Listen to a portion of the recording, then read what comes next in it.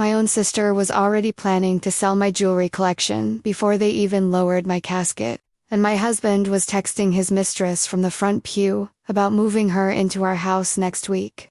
But what they didn't know was that I was watching everything from the church balcony, very much alive, recording every single word they said about finally being free of me.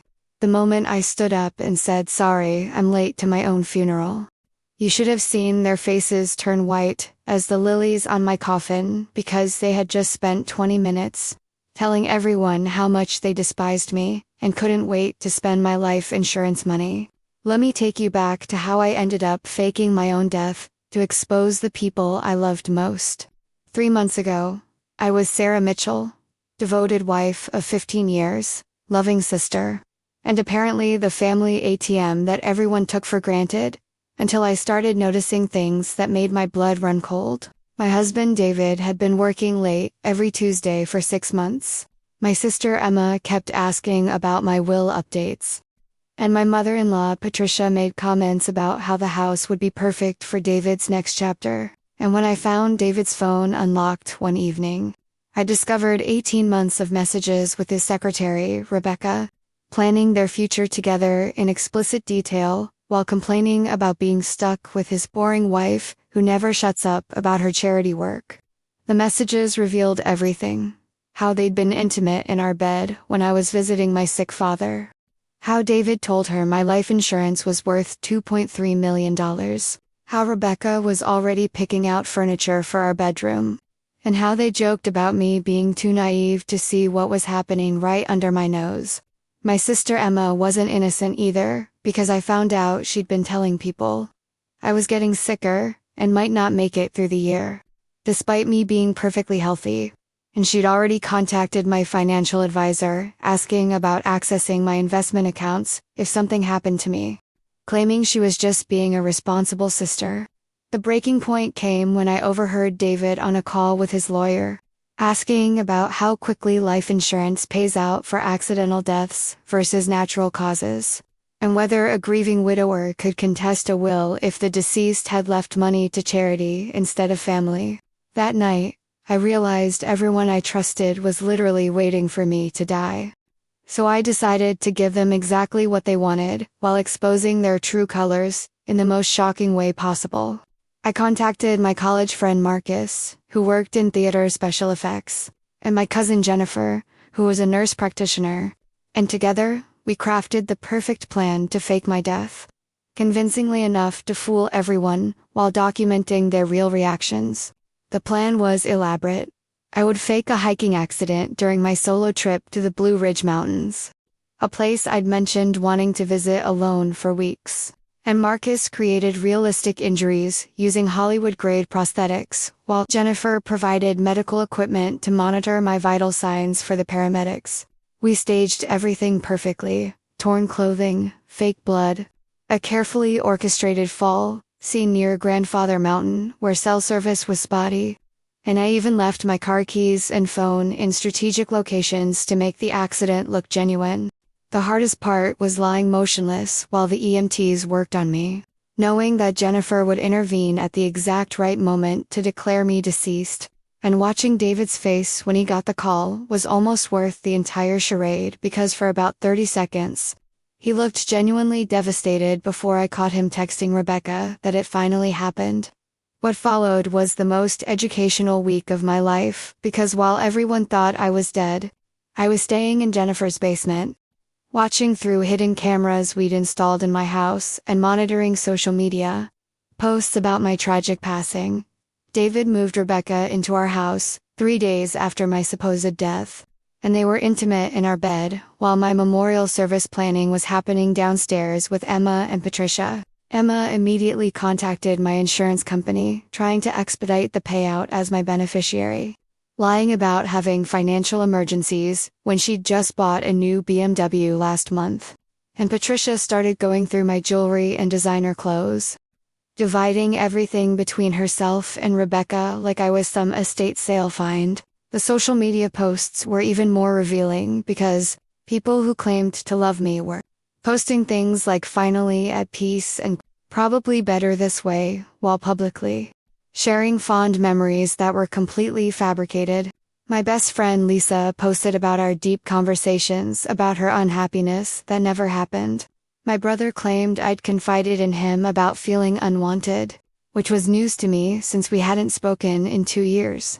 And my mother wrote this elaborate Facebook post about how I'd struggled with depression, creating an entire narrative about my mental health that was pure fiction designed to make herself look like a caring mother who'd tried to help her troubled daughter. But the funeral was where everyone's true feelings really came out because thinking I couldn't hear them anymore, they felt free to say what they actually thought about me during my 15 years of marriage and 34 years of life. David gave this beautiful eulogy about being devastated by losing his. Then immediately after, I watched him tell Rebecca's mother that he felt relieved to finally be honest about their relationship and that marrying me had been the biggest mistake of his life because I was too controlling and never understood his needs. Emma stood up and talked about what a generous sister I was, how I always helped everyone, how much I'll be missed. But then I recorded her telling Patricia that she was glad Sarah finally did something right by dying young, because the life insurance money would help the whole family more than Sarah's boring charity donations ever did. The most shocking moment was when my own mother told a group of relatives that she never really liked Sarah's personality and that I was too judgmental and self-righteous, but she pretended to be supportive because you can't tell your daughter she's annoying. 23 people spoke at my funeral about how wonderful, kind, and missed I would be, but within an hour of the service ending, those same people were at my house eating catered food and discussing how to divide my belongings, like vultures circling a corpse. That's when I decided it was time to make my dramatic entrance, because I'd heard enough lies to last several lifetimes. And frankly, I was getting tired of being dead. I waited until they were all gathered in my living room, about 40 people total, eating my favorite lasagna recipe and drinking wine from my collection, while David and Rebecca were openly holding hands and Patricia was wearing my grandmother's pearl necklace.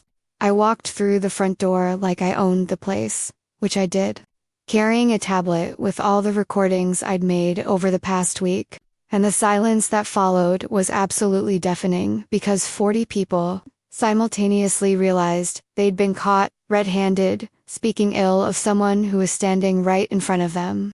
Very much alive, and very pissed off. David dropped his wine glass and it shattered on my hardwood floor. Emma's face went completely white and she started stuttering excuses. Patricia ripped off my necklace so fast, she broke the clasp. And Rebecca ran out the back door without saying a word, leaving her purse and shoes behind in her panic to escape.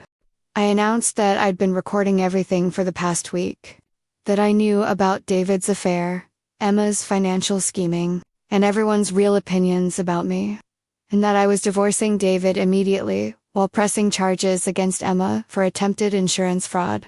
The room cleared out in less than 5 minutes because nobody wanted to face the consequences of their actions or admit they'd been caught lying about a supposedly grieving widow.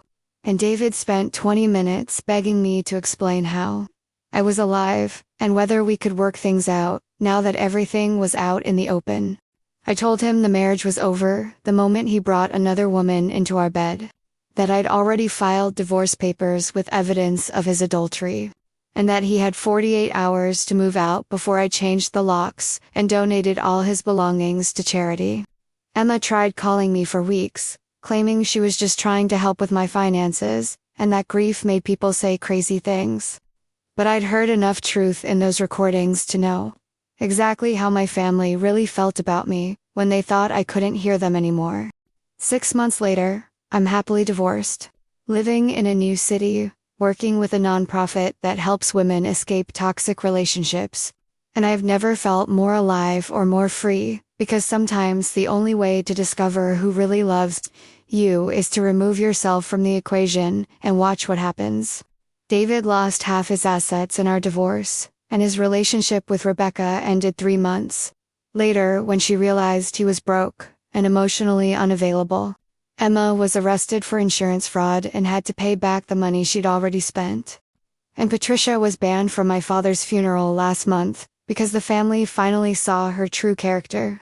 The most satisfying part wasn't the revenge itself, but the knowledge that I'll never waste another moment on people who were secretly waiting for me to disappear from their lives. And now I'm surrounded by people who actually appreciate my presence, instead of counting down the days until my absence. Sometimes,